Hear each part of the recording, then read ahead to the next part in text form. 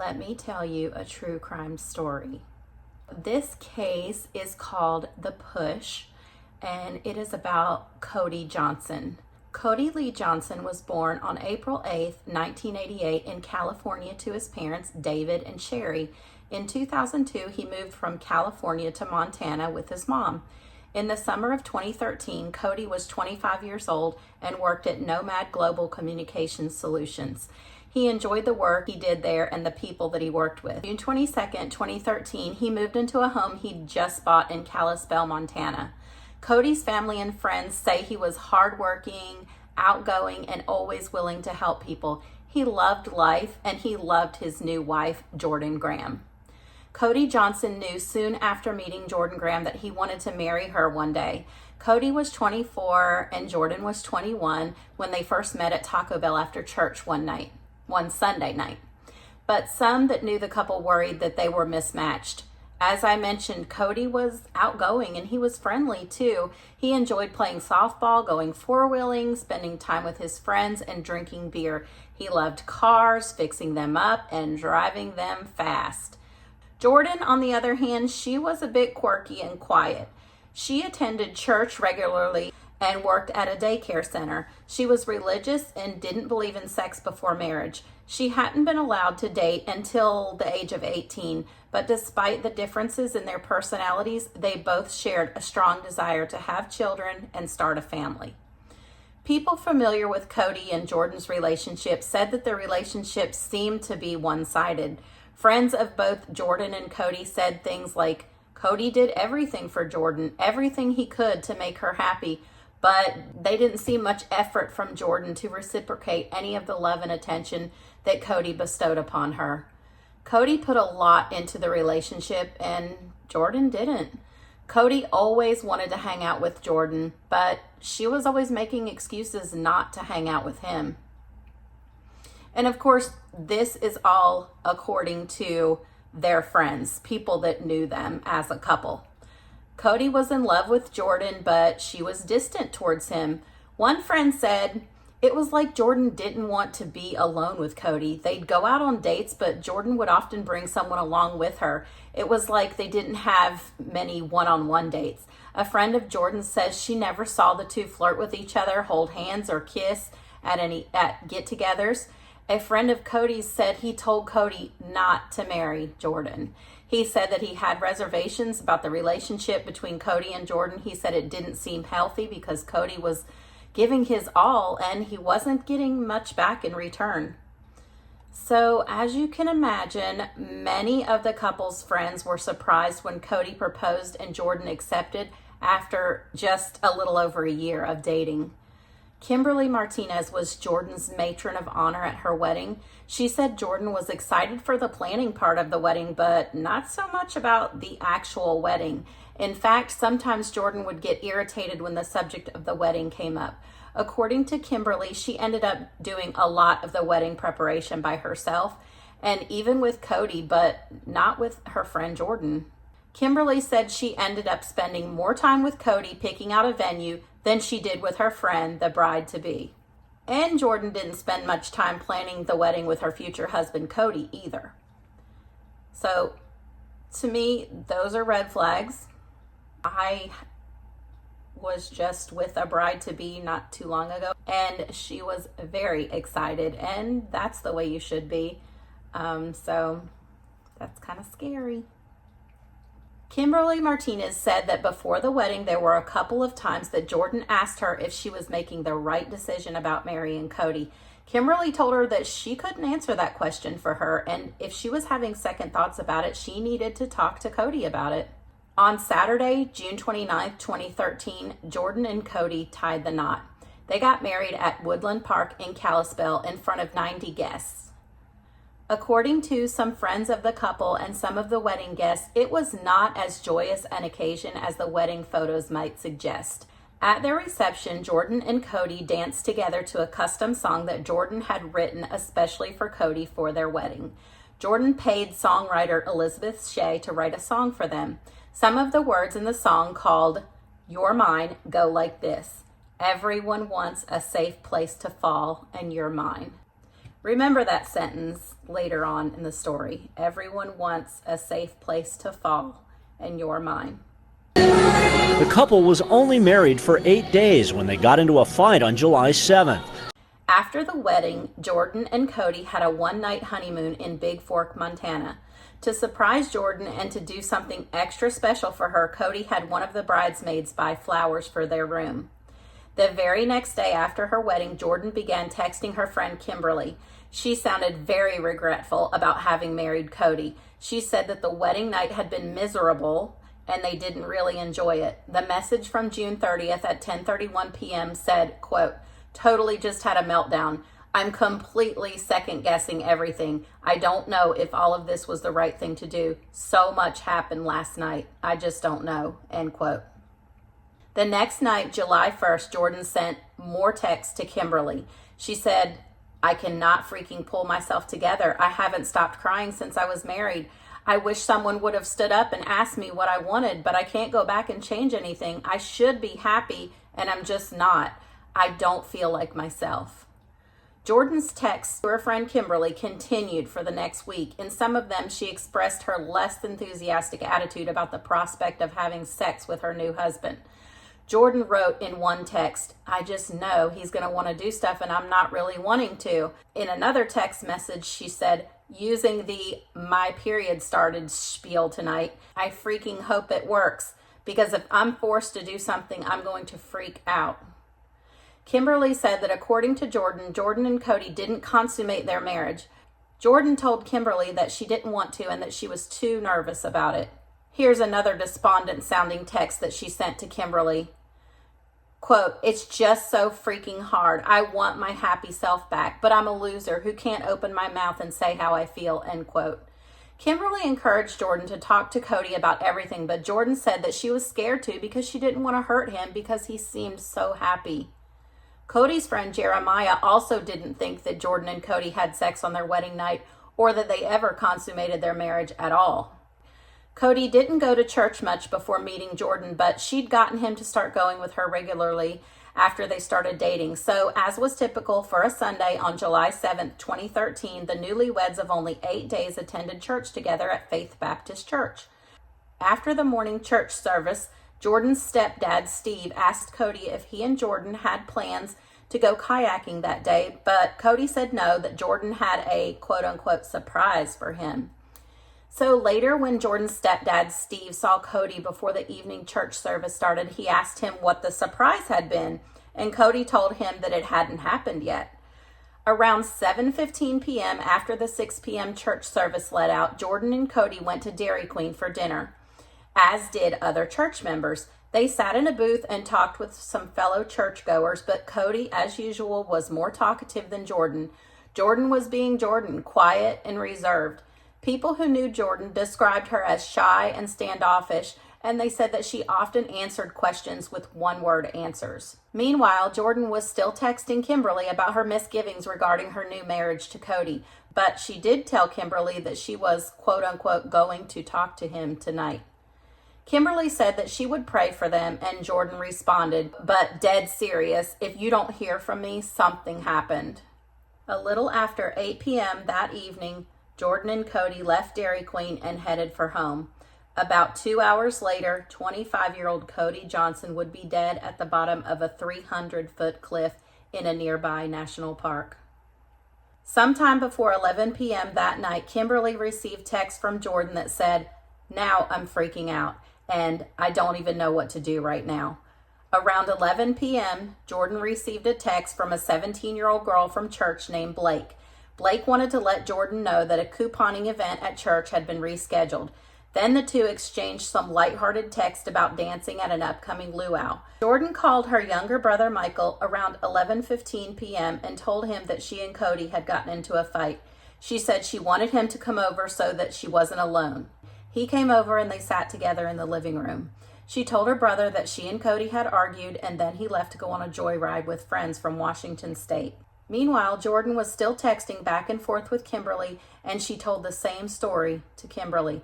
Kimberly pressed her for more details and information, but Jordan just texted, quote, "I talked to him, and all it did was cause me to get scratched and him to leave. There's no way I'm going to be able to fall asleep. If I do, I won't wake up, end quote. Kimberly asked her if they should go out and look for Cody. Jordan responded, I really don't want anyone to talk to him today. It all happened so fast, it'll just backfire on me. I'd rather wait and see if he shows up for work in the morning. When Jordan's brother eventually fell asleep on the couch, Jordan drove to Kimberly's house. It was after 1 a.m. when she got there. Jordan was shaking and seemed more nervous than upset, according to Kimberly. When Cody uncharacteristically didn't show up for work the next morning, Monday, July 8th, 2013, his supervisor and close friend Cameron was perplexed because Cody was never late for work. Cameron texted Cody at 8:30 a.m. but got no response. At 10:30 a.m., 2 hours after Cameron texted Cody, he tried calling him, but it went straight to voicemail. During lunch, Cameron called around asking friends if they'd heard from Cody, but no one had. At 4:30 p.m., Cameron received a text from Jordan asking if Cody had shown up to work that day. She told him that they'd gotten into a fight the night before and then he'd gone off in a black car with his quote-unquote car buddies from Washington. Then Cameron heard that Jordan had told someone else the same thing, but added that she'd followed the mysterious black car to Hungry Horse Dam before she'd lost track of it. Cameron called the local police and the Montana Highway Patrol. He also contacted many hospitals in several different states to see if Cody had been in an accident. Sometime on this day, Monday, July 8th, 2013, Cody was reported missing to the police by his uncle and by his friend Cameron. They told Kalispell police that Jordan said Cody went out for a joyride with some friends on Sunday night, but he never returned. Cameron was suspicious of Jordan and her contradictory stories. He went to Jordan and Cody's house the next day, Tuesday, July 9th, 2013. No one was home and the back door was unlocked, so he went in and looked around to see if he could see anything that would give him insight as to what might have happened to his friend Cody. He found nothing. Jordan's friend Hannah said that during this time, Jordan was not worried about her husband Cody's mysterious disappearance. In fact, she said Jordan was carefree and happy, the happiest that Hannah had ever seen her. According to Hannah, Jordan told her that she and Cody had not been fighting the night he went missing. She said she'd gone to their garage to see Cody, but he wasn't there. She then saw him leave with some friends in a black car that had Washington license plates. She said the black car disappeared around the corner and she never heard from her husband again after that. But Jordan's story kept changing depending on who she talked to. She told her friend Kimberly that she and Cody did have a fight the night he disappeared. She said that Cody had held her down while they were arguing, but she got away from him. She said that he grabbed his keys and he scratched her.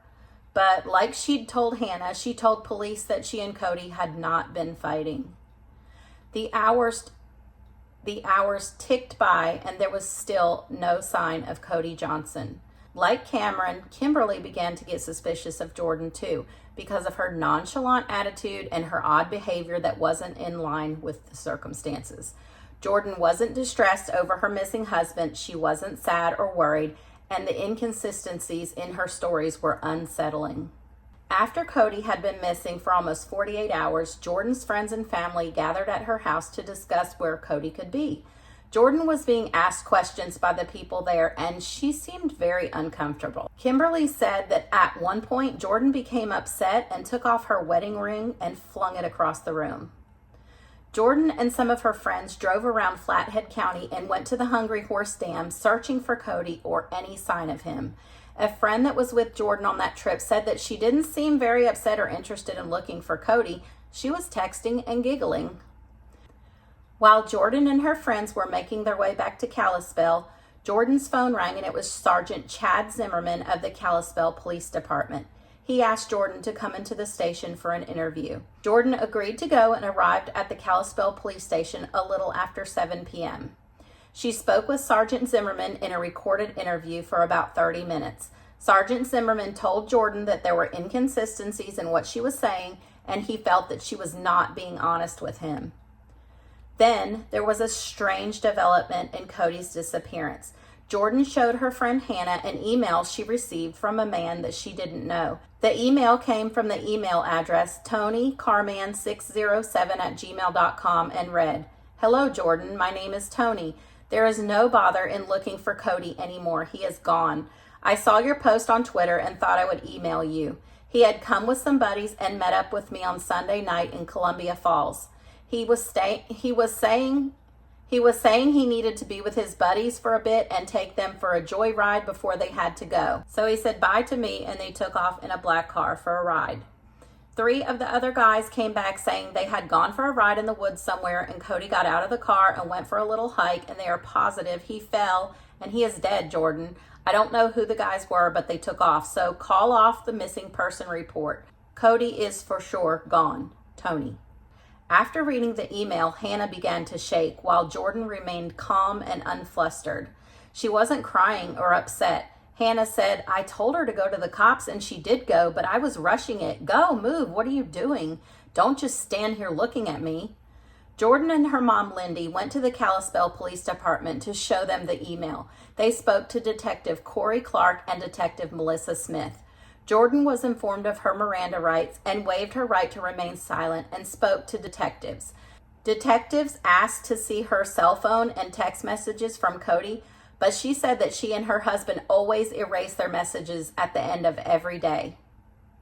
Detectives sent a subpoena to Google for information regarding the TonyCarman607@gmail.com account. It was determined that the email was a fake and that Jordan had sent the email to herself. The email account was created on an IP address that traced back to a computer at Jordan's mom and stepdad's house. The email account was created on the morning of July 10th, 2013. Then, shortly after the account was established, the mysterious email from Tony was sent to Jordan Graham. Detectives had already been suspicious of Jordan because her story had changed several times and because of her lack of emotion.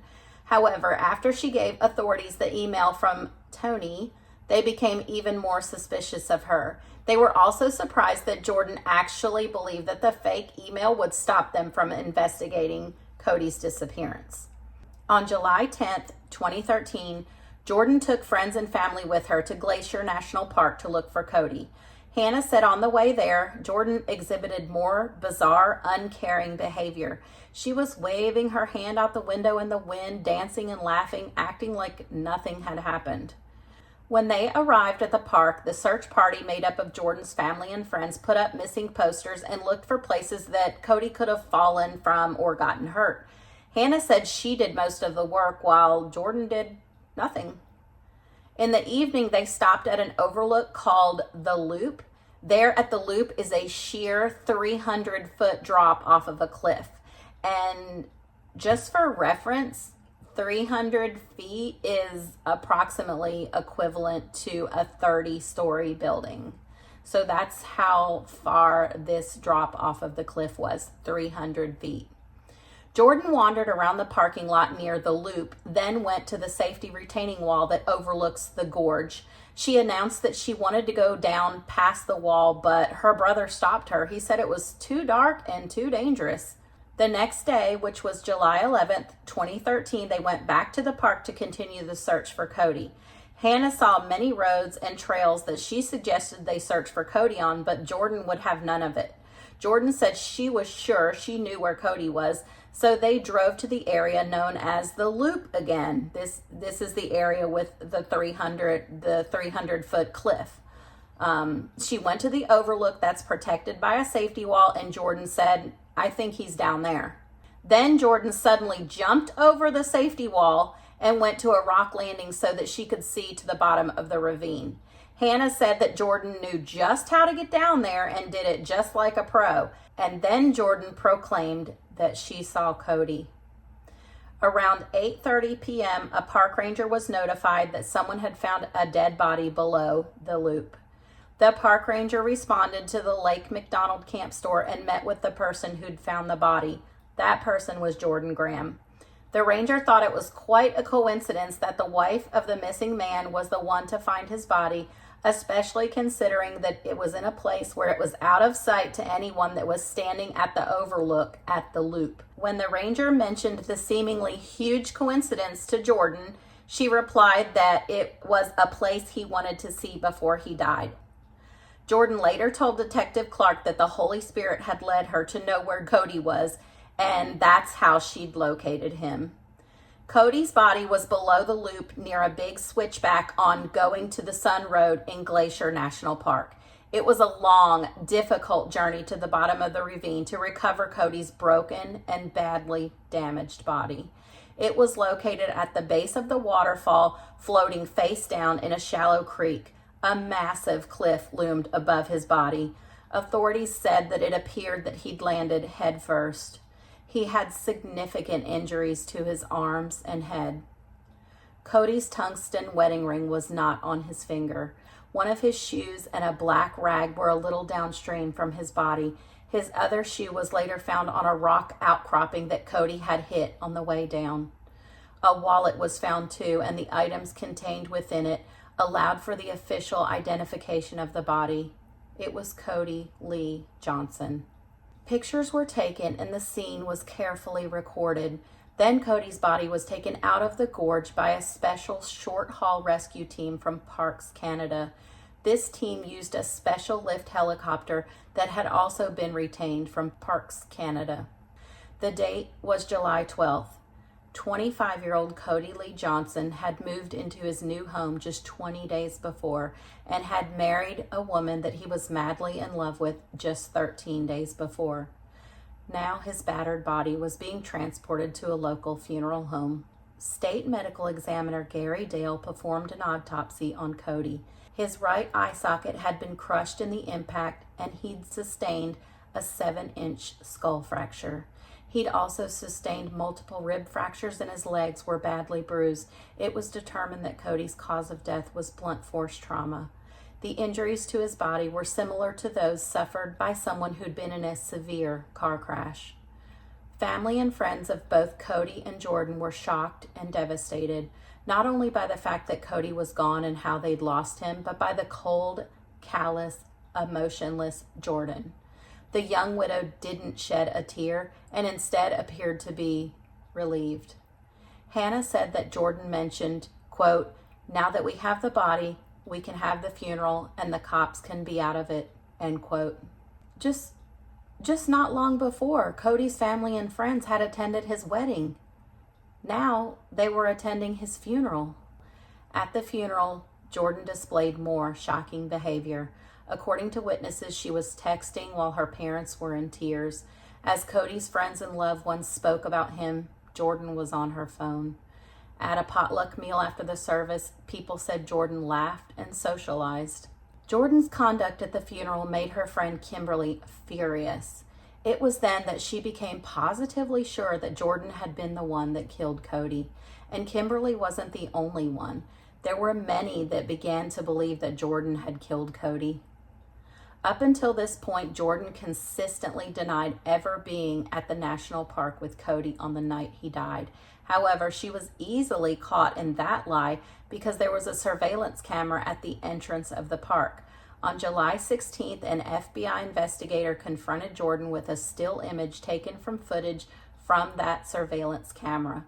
It showed Cody Johnson's Audi arriving at the west entrance of the park at 9:17 p.m., and there were 2 occupants inside that looked like Cody and Jordan. Furthermore, cell phone records indicated that both Cody and Jordan were in Glacier National Park that night. Jordan then admitted to authorities that she'd lied about Cody's disappearance. Jordan said that he didn't really leave with his buddies to go on a joyride. According to Jordan's confession and court documents, this is what purportedly happened that night that Cody was killed. After they left Dairy Queen, they went home. At home, Jordan began opening up to Cody about her feelings. This led to an argument, and they decided to go for a drive to Glacier National Park to talk things out. They parked at the area called the Loop on Going to the Sun Road. They left their cell phones in the car. As was allegedly their routine, even though Cody had driven, Jordan took the car keys. It was almost dark as Jordan and Cody walked on the Loop hiking trail for a bit and were arguing. Then they walked to the other side of the trail to an area that was very steep. They walked off trail, then proceeded down the rocks near a stump. Jordan Graham stated at this point their argument intensified. She said that she tried to walk away, but Cody grabbed her by her arm. After removing Cody's hand from her arm, Jordan stated she could have just walked away, but due to her anger, she pushed Cody with both hands in the back, and as a result, he fell face first off of the cliff.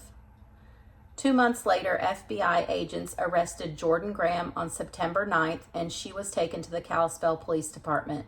When she was informed by federal agents that she was under arrest for the murder of her husband, she didn't even flinch. When she was informed by federal agents that she was under arrest for the murder of her husband, she didn't even flinch, said FBI agent Stephen Liss. She only broke down and cried when she was confronted with the overwhelming amount of evidence that authorities had compiled against her. Jordan told FBI agents on audio tape her version of what happened that night. It was a similar version of the story that she told on July 16th when she was confronted with the picture of her and Cody entering the park the night that Cody disappeared. She admitted that she and Cody had been arguing the night he died. They argued at home, but at some point they decided to go to Glacier National Park. They went to the park, walked up the loop, and once at the top, they walked across the road and walked down the loop trail. On the recording, Jordan said, "I didn't want to do that trail because I was afraid that he could fall." And he said he could do it with a blindfold on. "I could take a step out and I wouldn't even fall. I said, 'You're gonna fall,' and we started to get into an argument, and he grabbed my arm and my jacket, and I said, 'No, I want to defend myself.' Then he let go, and I pushed, and then he went over." She said he'd turned his back to her, and he was facing the cliff, and that's when she went up to him and with both hands pushed him in the back off the cliff.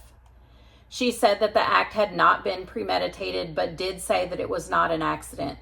She said that she'd been unhappy in her 8-day marriage. She said she just wasn't feeling that she was on cloud nine, and she kind of felt like they should have waited a little bit longer before they got married. But authorities weren't so sure that Cody's murder wasn't premeditated. Detective Corey Clark speculated that Jordan may have lured Cody to Glacier National Park as part of a sex game in which she'd blindfolded him. Remember, Cody had told people that Jordan had a surprise for him, and those people told investigators about the supposed surprise and how much Cody had been looking forward to it.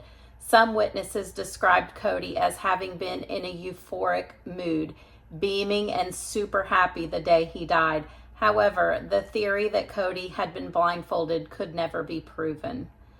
2 days after Jordan's arrest, a hearing was held to determine if Jordan would be released from jail and instead placed on house arrest.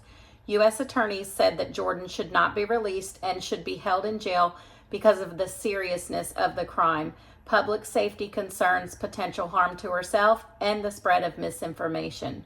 Regarding the argument that Jordan was a potential harm to herself, the prosecution cited emails in which Jordan said, "I want to kill myself and I might as well be dead." And concerning the spread of misinformation, prosecutors referred to her repeated false statements and to the email that Jordan had sent about Cody being dead in order to mislead investigators and the public from the fabricated Tony the car man. The defense argued that Jordan had no criminal history and no evidence of violent tendencies. The defense also argued that if the prosecution felt that Jordan posed a public safety risk, that they would not have waited 2 months to arrest her. The next day, on September 12, 2013, it was ordered that Jordan be released on her recognizance and placed on house arrest pending trial. U.S. Magistrate Judge Jeremiah Lynch wrote in his 9-page decision that Jordan Graham was not a safety risk to the community nor a flight risk. Jordan was required to wear an electronic monitoring device and was ordered to undergo a mental health evaluation. Jordan was on house arrest at her mother's house in Kalispell and was only permitted to leave for religious services, medical treatment, substance abuse treatment, mental health treatment, attorney visits, and court appearances. Jordan was not allowed to have any contact with the family of Cody Johnson or with any potential witness in the case. On October 3rd, Jordan Graham was indicted by a grand jury on charges of first-degree murder, a lesser-included charge of second-degree murder, and a charge of making false statements to law enforcement. She pleaded not guilty. 3 months later, on Monday, December 9th, 2013, the trial of 22-year-old Jordan Lynn Graham began in a Missoula, Montana federal courtroom. Senior U.S. District Judge Donald Malloy had barred prosecutors from presenting quote-unquote highly prejudicial evidence that they say shows that Jordan Graham made comments the summer prior about killing her parents, or that she fabricated allegations of abuse in previous relationships. Prosecutors were also not allowed to reference DNA evidence in their opening statement that was determined to be on the black cloth found near Cody's body that may have been used as a blindfold. On the fourth day of Jordan's trial, just as the jury was about to hear closing arguments, there was news that a plea agreement had been made.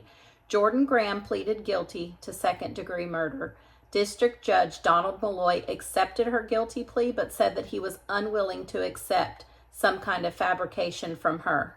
This is what Jordan told Judge Malloy, that she and Cody were on the Loop Trail in Glacier National Park on July 7th of 2013, arguing over her qualms about their 8-day marriage.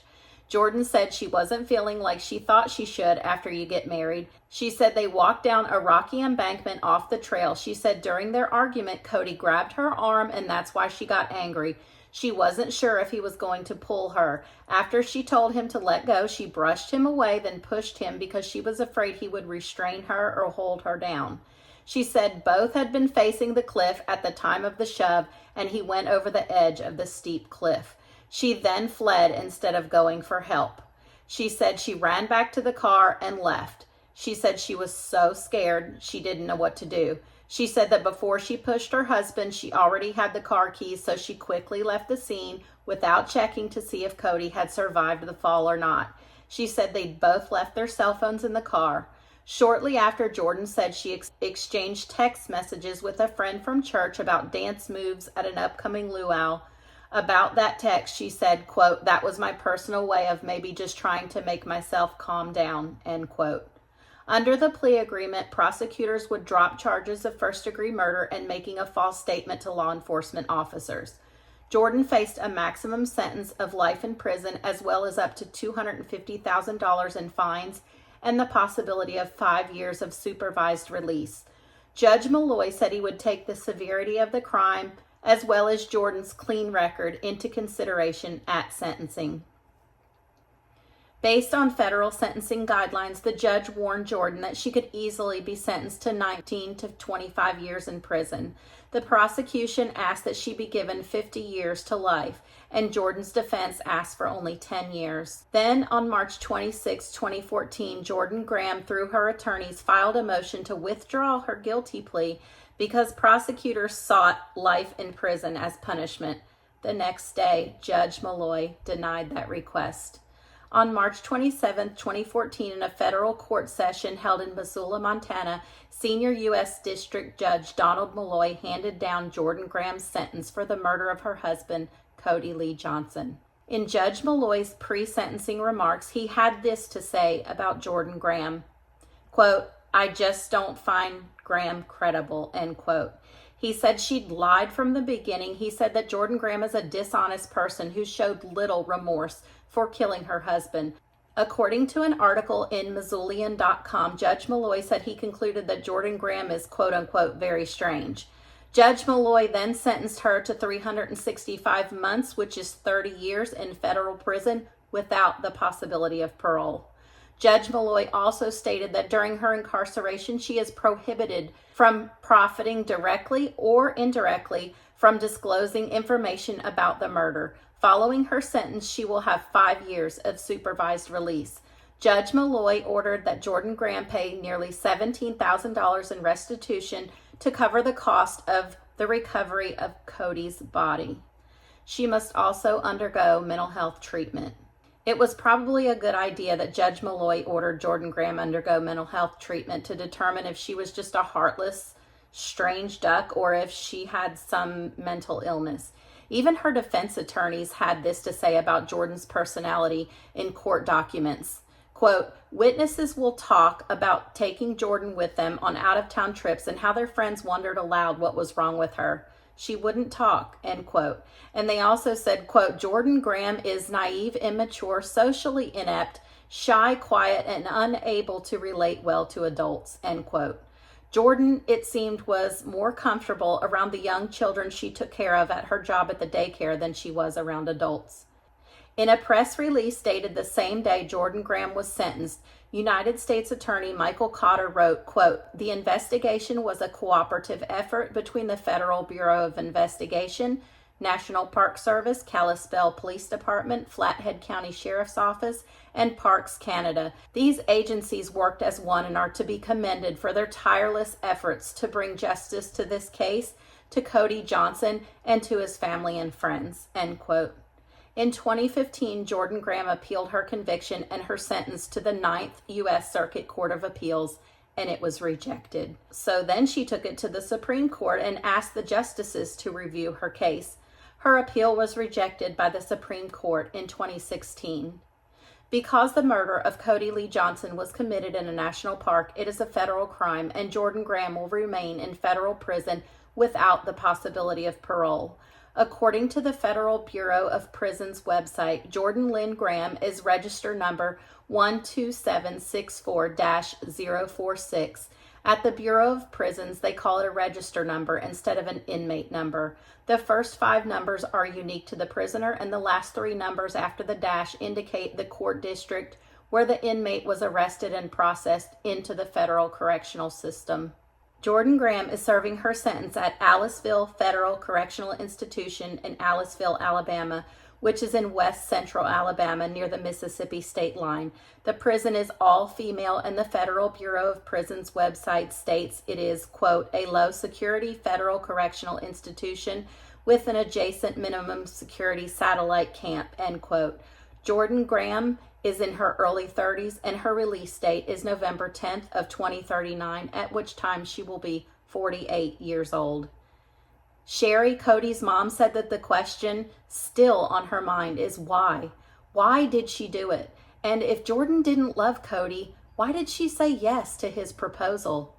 About Cody, his mom said, quote, Cody Johnson was a kind, wonderful young man that I miss a lot. He was a wonderful person, and he did not deserve this kind of life, end quote. Cody's best friend Jeremiah said of Cody, quote, I really wish Cody was here. He did so much for everybody. I never realized what he actually did for me until he was gone. I really miss him, end quote. Thank you so much for being here. That's all I have for this story today. And I really appreciate you staying here and listening, especially if you're still here till the end. If you like the way that I delivered this story, I would be so honored if you would subscribe, and it would really help me out and this channel a lot. It would help me to grow. If you would put a like on the video, a thumbs up, and leave a comment down below or ask a question or anything, and that tells YouTube that you like this content, and it will push this video out to more people, and that will help my channel to grow. So thank you so much, and I hope that you and your family are happy, healthy, and together forever. Please join me in the next video when I'll tell you another true crime story. Bye-bye. Regularly, and Jordan didn't spend, and Jordan didn't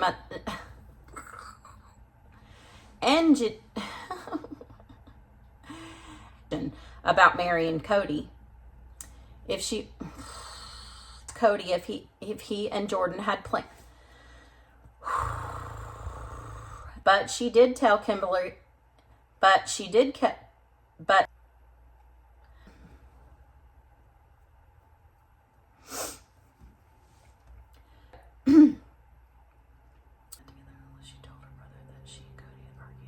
when Cody was perplexed because to discuss where Jody could be. Jody. Email address, Tony Carman. And Cody got out of the car.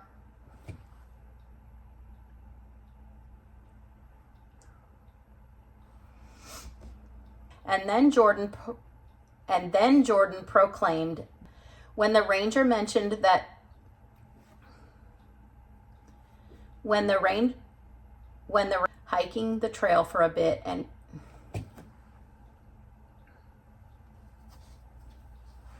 she said FBI wrote in his 9-page decision that Gordon wrote in his 9-page decision that